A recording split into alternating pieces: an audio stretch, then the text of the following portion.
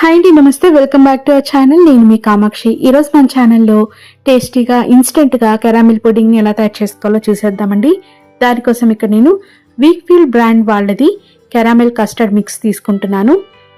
తర్వాత 1/2 litre milk తీసుకొని ఒక గిన్నెలోకి మిల్క్ని యాడ్ చేసుకొని బాయిల్ చేసుకోవాలి. ఇలా బాయిల్ వచ్చిన తర్వాత ఈ పౌడర్ని ఇందులోకి యాడ్ చేసేసుకోవాలి.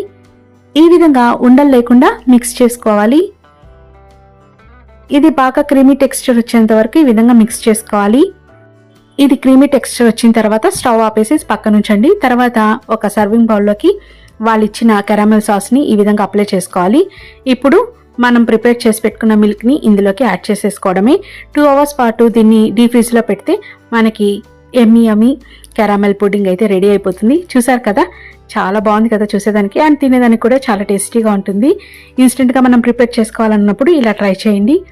ఈ వీడియో నచ్చిన